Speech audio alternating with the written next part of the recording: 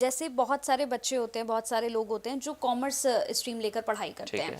है। उनको ये लगता है कि मैं कॉमर्स से पढ़ा हूँ तो मेरे अंदर दिमाग ज़्यादा है, बैलेंस शीट वगैरह मैं एकदम से समझ जाऊंगा और ट्रेडिंग मेरे लिए बहुत ईजी है।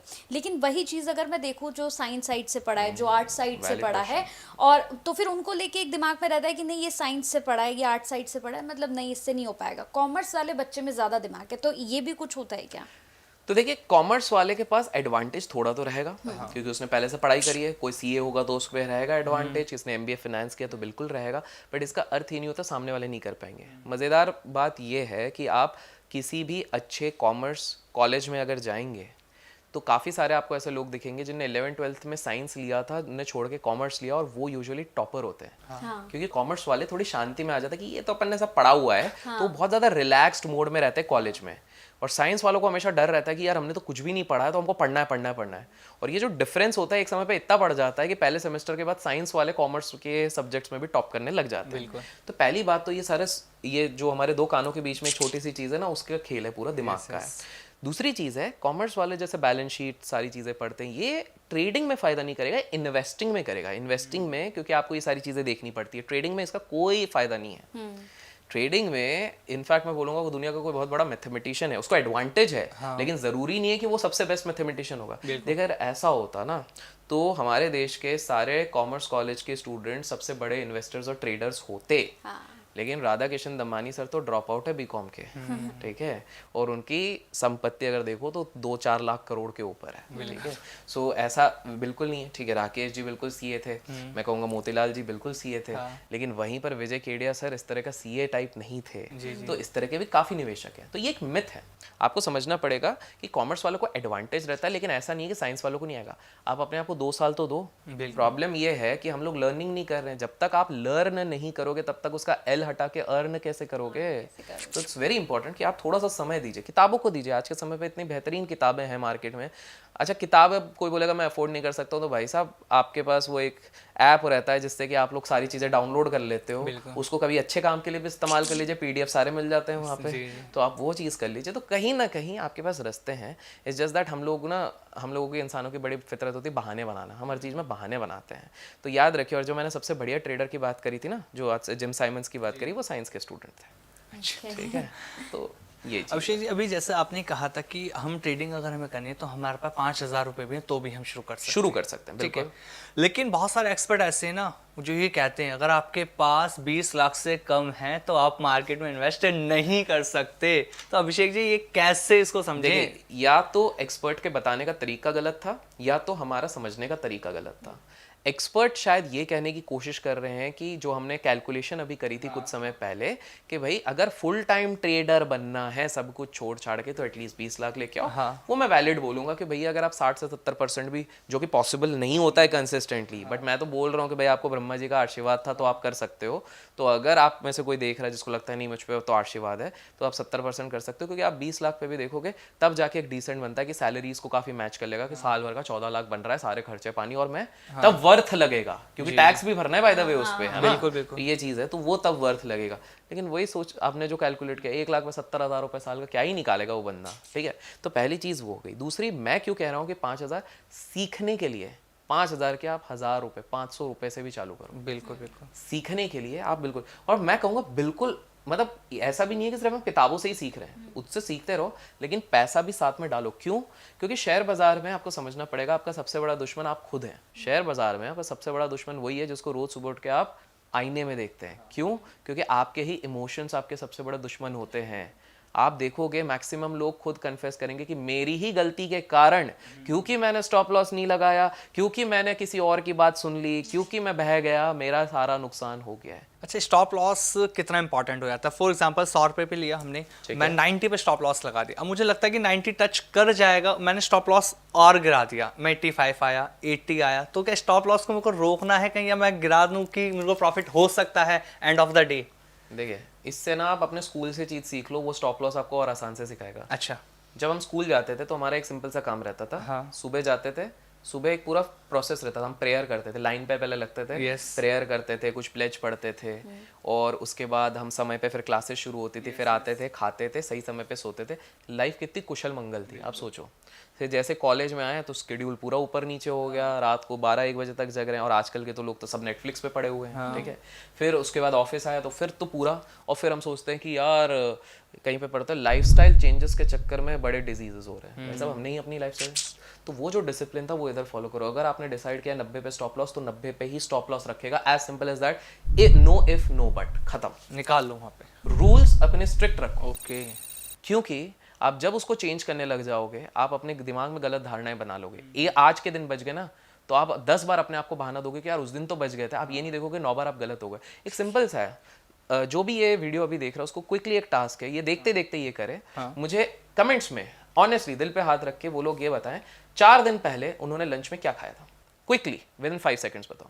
आप लोग भी सोच में पड़ गए क्या खाया। तो आप सोचो, हमें ये नहीं पता, 4 दिन छोड़ो, मैं 2 दिन भी पूछ लेता तो नहीं, अनलेस कोई दोस्त की पार्टी थी यार, अपनी पार्टी थी।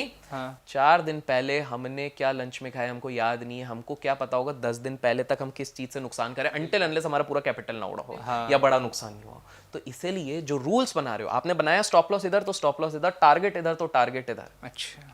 हिट दोनों में से कोई होगा। हाँ, लेकिन अगर मान लो आपने दूसरा रूल बनाया कि 1 घंटे के अंदर अगर मेरा टारगेट या स्टॉप लॉस नहीं हुआ तो जो भाव होगा मैं काट दूंगा, तो ये भी आपका एक रूल है। ओके, ये भी ऐड ऑन हम कर सकते हैं। ये ऐड ऑन है। स्टॉप लॉस चेंज करने का अगर आपने रूल बनाया हुआ है कि आपके ऑब्जर्वेशन के हिसाब से आपने निकाला है कि अगर कोई शेयर 100 रुपए का होता है, 90 का अगर स्टॉप लॉस है, लेकिन अगले आधे घंटे में वो 102 तक एटलीस्ट टिका रहा, तो ये 95 पे मैं शिफ्ट कर सकता हूं अपना स्टॉप लॉस, क्योंकि इससे ज्यादा आज तक नहीं गिरा है। अच्छा। तो आप रूल करोगे। लेकिन आप ऐसे ही देख दिखा के करोगे ना, तो कोई फायदा नहीं होने वाला, आपका नुकसान ही होगा। तो ये रूल्स, हमेशा एक अच्छा ट्रेडर वो होता है जो अपने स्ट्रिक्ट रूल्स बनाता है। जस्ट लाइक हम स्कूल की स्टार्टिंग में रखते थे, जस्ट लाइक आर्मी लोग बनाते हैं, वैसे रूल्स बनाओ, फॉलो करो, तब जाके आपके पैसे बने। एक और सवाल है मेरे पास, जैसे कि हम इन्वेस्टमेंट की अगर बात करें तो बहुत से ऐसे लोग हैं, पहले क्या होता था, लोगों को मालूम होता था, पहले के ज़माने में क्या होता था, पता होता था कहाँ इन्वेस्ट करना है, कैसे करना है। अब तो इतनी सारी ऐप्स आ गई हैं, इतने सारे एप्लीकेशंस आ गए हैं, लोग कन्फ्यूज़न में पड़ गए हैं कि मुझे करना क्या है, कहाँ इन्वेस्टमेंट करना है, कहाँ नहीं करना है। अब उसके चक्कर में लोग गलतियाँ कर रहे हैं, पैसे लगा रहे हैं, डूबा रहे हैं, ख़त्म हो रहे हैं। कई लोग तो सुसाइड कर ले रहे हैं क्योंकि कर्जे में आकर आजकल और क्या ही उनके पास रास्ता नहीं बचता है। और एक और लोगों के पास ये 2 सवाल है मेरे, लोग म्यूचुअल फंड्स में पैसा लगाते हैं, उसके बाद हाई रिटर्न में पैसे उनके डूब जाते हैं, उनको ऐसा लगता है, क्या ये ट्रुथ है? इन दोनों को बताइएगा। तो देखिए, दोनों का आंसर काइंड ऑफ सेम ही चीज़ तरफ जाएगा। आपको एक चीज़ समझनी है, सिंपल सा है, किस ऐप में लगाना है, किस इन्वेस्टमेंट में। जीवन में हमेशा याद रखिए, जल्दी का काम शैतान का होता है, ठीक है। कोई भी राह अगर आपको दिखा रहा है जल्दी पैसे बनाने की, कोई व्यक्ति कह रहा है, कोई ऐप कह रहा है, कोई एसेट क्लास कह रहा है, आप देखिए सबसे ज़्यादा लोग उन्हीं में डूबते हैं। आपको क्या लग रहा है, ये जो हम आए दिन बड़े बड़े स्कैम्स की खबर सुनते हैं, 4000 करोड़ का स्कैम हो गया इस गाँव में, असम में 9000 करोड़ का स्कैम हो गया, क्योंकि सामने वाले ने गारंटी दिया था हर महीने में आपको 20% बना के दूंगा। अब रियलिस्टिकली सोचो ना, जब सरकार की कोई भी चीज़ हमको फिक्स डिपॉजिट कह रही है 7-7.5% का रिटर्न, अच्छी से अच्छी चीज़ 8% से ज़्यादा नहीं बोल पा रही है, तो ऐसा कौन सा जीनी का चिराग है किसी के पास कि हर महीने के 20% आपको दे सकते हैं। दुनिया का बेस्ट इन्वेस्टर वॉरेन बफेट इतने सालों के अनुभव के बाद भी 18% का CAGR बना रहे हैं। तो फिर हम कौन हो सकते हैं? वो 80 साल से इन्वेस्ट कर रहे हैं, आपके 8 साल भी नहीं हुए हैं, और आप 20% पर में। तो सबसे पहला रेड फ्लैग, जैसे लड़का लड़की को पिक करते वक्त आजकल बड़ा चलता है रेड फ्लैग ग्रीन फ्लैग, है ना। तो रेड फ्लैग सबसे बड़ा इस चीज़ में यही होता है कि जल्दी जो पैसा बनता हुआ दिख रहा है, कोई शेयर में भी बोले, किसी में भी बोले, वो ऐप नहीं यूज़ करनी, उस चीज़ से पूरी तरीके से दूर रहना है। That is number 1। दूसरा, जो भी लीगल नहीं है, देखिए लोग अपने लोभ के कारण फंस रहे हैं। जैसे काफ़ी सारे लोगों को नहीं पता कि फॉरेक्स ट्रेडिंग एक्चुअली में भारत में अलाउड नहीं है, RBI द्वारा बैंड है। लेकिन बिकॉज इन्फ्लुएंसर्स प्रमोट करते हैं, सो लोग कर रहे हैं उस चीज पे, जबकि RBI के स्ट्रिक्ट निर्देशन है कि भैया ये बैन है, आपका पैसा आपकी जिम्मेदारी। तो गलती किसकी हुई? हमारी हुई है, बिल्कुल, हम अपने लोभ से बह गए। तो हमको देखना है कि लीगल एंटिटी, जैसे शेयर मार्केट में बोलते हैं तो भाई सेबी के थ्रू है, IRDA, हम दूसरे इंश्योरेंस की बात करें तो भैया उनने मान्यता दी हुई है कि नहीं है। म्यूचुअल फंड में बात करें तो ये अच्छी एसेट मैनेजमेंट कंपनी है कि नहीं, जिनका नाम है जैसे बिरलास, टाटास, इस तरह से हैं कि नहीं है, निपॉन, इस तरह से। तो ये हमको देखना ज़रूरी है। दूसरी चीज़ ये हो गई। तीसरी चीज़ है कि कि आजकल रिव्यूज भी पेड होते हैं, लेट्स फेस इट, काफी लोग पेड रिव्यूज भी ले लेते हैं जो ऊपर आपके लिस्ट करके दिखेंगे, आपको लगेगा बहुत बढ़िया और आप उस चंगुल में फंस जाओगे। तो आप देखिए कभी कभार ना छोटा कॉमन सेंस भी काम आता है। जी जी। जब आप अंदर जाते हो उस ऐप को डाउनलोड भी कर लेते हो और आपको दिखता है ये हर चीज में सिर्फ पैसे मांग रहा है, हाँ तो कुछ तो गड़बड़ है बॉस। बिल्कुल। इसके बारे में ज़्यादा सुना नहीं है बाहर, यहीं पर बस रिव्यूज़ हैं, कुछ तो गड़बड़ है। थोड़ा रिसर्च करो, सिंपल सा है। थोड़ा सा जब आप ध्यान दोगे, जैसे हमने पावर बैंक की बात करी, इस तरह से थोड़ा सा ध्यान दोगे ना तो आप बहुत सारी चीज़ें निकल पाओगे। तो ये 3 चीज़ें। अब आते हैं म्यूचुअल फंड वाली बात पे।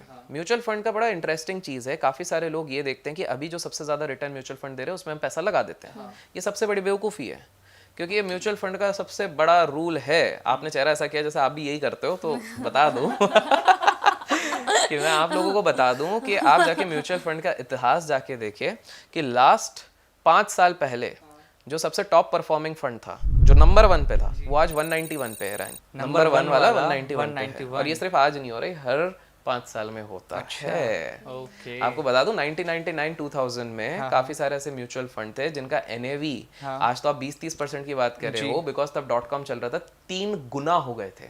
मतलब आपने 10,000 डाला होता, साल भर में 30,000 म्यूचुअल फंड में हो रहे थे।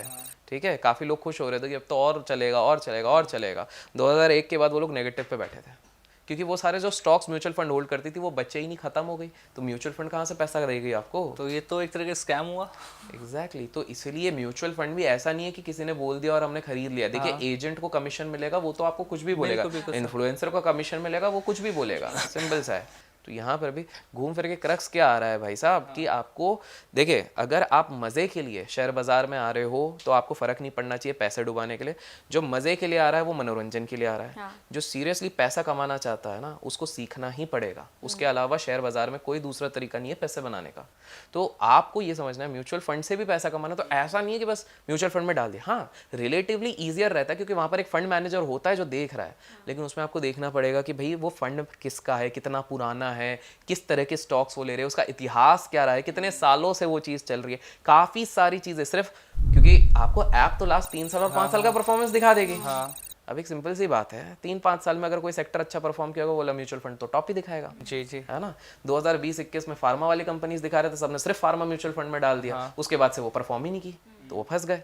आज से कुछ महीने पहले सिर्फ डिफेंस वाले म्यूचुअल फंड दिखा रहे थे। जैसे ही हाल फिलहाल में जब आज हम कॉन्वर्सेशन कर रहे हैं, मार्केट जब क्रैक हुआ है तो समय में सबसे ज्यादा डिफेंस स्टॉक्स गिर गए। तो जो व्यक्ति बोल रहा था कि यार मेरा म्यूचुअल फंड 30% तो दिखा रहा था, मैंने सोचा था कि मैं भी कमाऊंगा, ये मेरा -30% ही दिखा रहा है। ट्रू। क्योंकि एक तो समय गलत हो गया, लोग अलग पड़ गया और रिसर्च उन्होंने करी नहीं है। ये नहीं कह रहा हूँ कि डिफेंस ऊपर नहीं चलेगा, बिल्कुल चल सकता है, लेकिन उसमें उसको डिसाइड करना पड़ेगा, उसने रिसर्च करी होनी चाहिए और नहीं किया है। तो मैं अच्छा आपके व्यूअर्स के लिए स्पेसिफिकली मैं बता देता हूँ, जो लोग नौकरी कर रहे हैं, प्रोफेशन में, जॉब में है, उनको अगर ये शेयर मार्केट नहीं समझ में आता ना, स्टिल पैसा कमा सकते हैं शेयर मार्केट से। ऐसा तरीका बता दूं एक? बिल्कुल बिल्कुल। तो उसका सिंपल सा एक तरीका है, हर महीने आपको इंडेक्स फंड्स में पैसा डालना है। That's it. और एटलीस्ट 10 से 15 साल का नजरिया रखो, क्योंकि आप ये सोच के चलो ये पैसा आप किसी बड़े टास्क के लिए यूज करोगे।